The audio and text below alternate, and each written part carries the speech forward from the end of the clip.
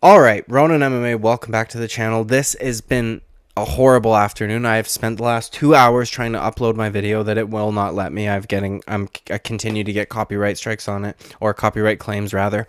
So I'm just gonna do it without the video included. It would have been easier to show you guys, but that's fine. I don't need it anyways. I can just give you my verbal arguments. This is gonna be a video, and I would like you guys to hold your dislikes.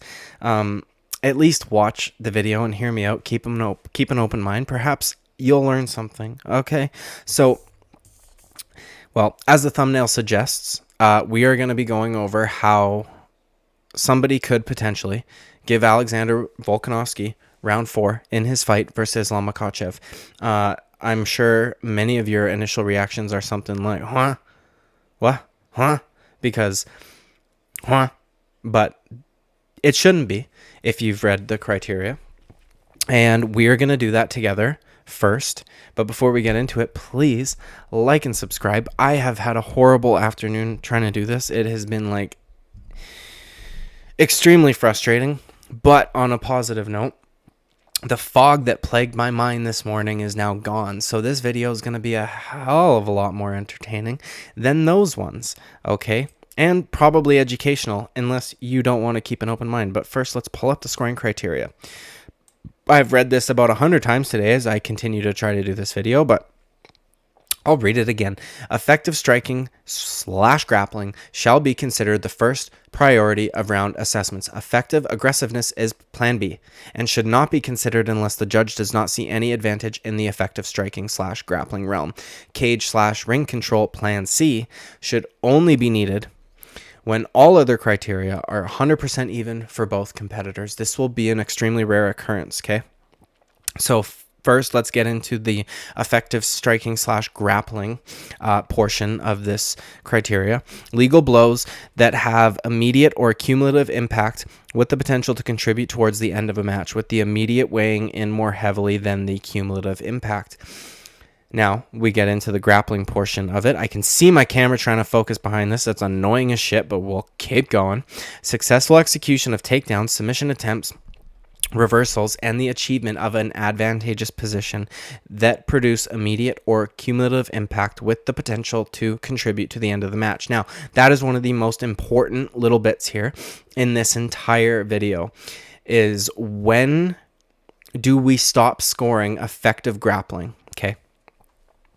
With the immediate weighing more heavily than the cumulative impact, it shall be noted that a successful takedown is not merely a changing of position, but the establishment of an attack from the use of the takedown. Now, that's like when you'll see guys like Daniel Cormier and stuff like that getting upset on the broadcast booth saying, well, that's a takedown, that's a takedown. Like, yeah, in wrestling, that's a takedown, but in order to get a takedown scored, you have to actually do something with it. I can't fathom why my camera won't focus, but that's okay. Top and bottom position fighters are assessed more on the impactful / effective result of their actions more so than their position. That's also important. This criterion will be the deciding factor in a high majority of decisions when scoring a round. The next two criteria must be treated as a backup and used only when effective striking / grappling is 100% equal for the round.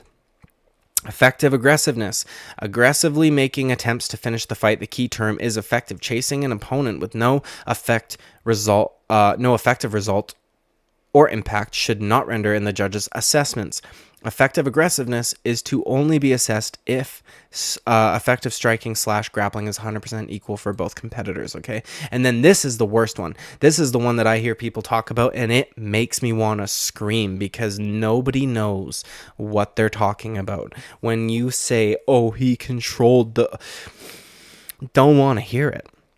Fighting area control is assessed by determining who is dictating the pace, place, and position of the match.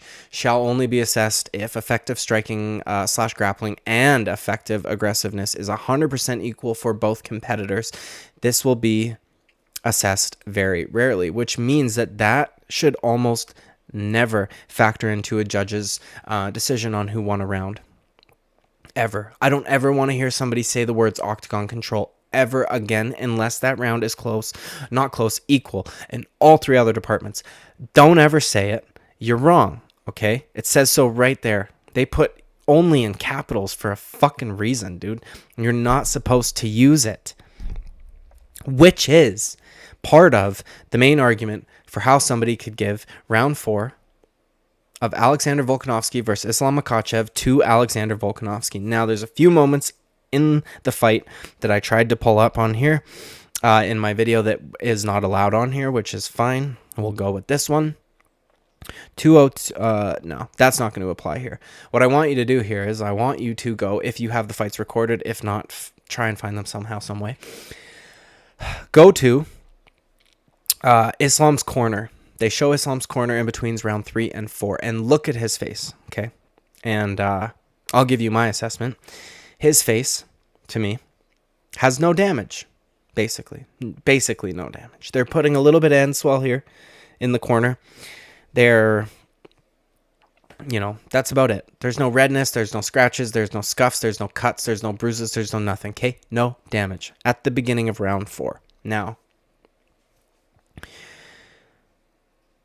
in between, no, not in between.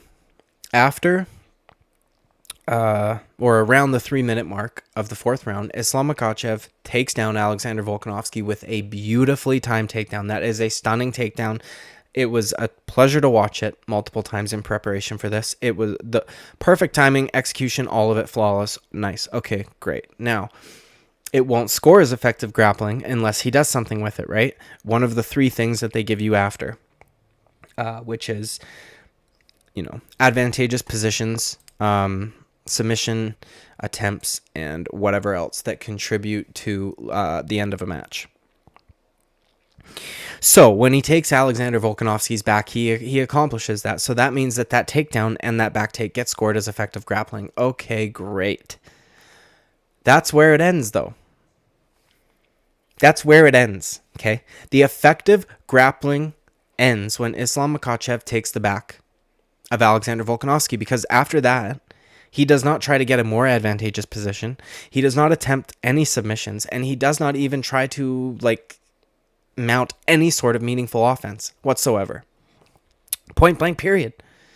Volkanovski does an incredible job defending, grabbing the wrists of Islam Makhachev constantly.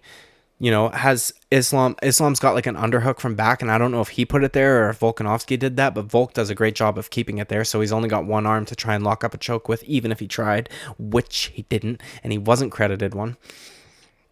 And he lands little to no ground and pound. Now, remember when they said in the scoring criteria, we don't really look at the fighter's positions, but whether or not they are effective or not with those positions, like Yair Rodriguez blasting Emmett from the bottom with elbows, or Michael Bisping slicing over George St. Pierre, or, there's plenty of examples. Give them. There's plenty you can give. Volkanovski in this department, actually, I would argue.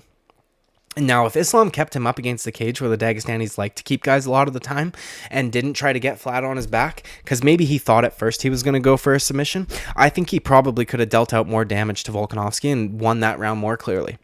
He was given the round anyway, so I guess it doesn't really matter. But to me, But he doesn't, and he's on his back with Volkanovski, on top of him, essentially, squishing him. So in that sense, when they're, who's got gravity on their side, it's Alexander Volkanovski. And I know that these punches make a lot of people scoff, and they think that they're stupid. And you can think that they look stupid, they're not proper technique. You can think that they're barely damaging, but guess what? They're damaging. And that would be my next point, is to go look at Islam's face at the end of round 4.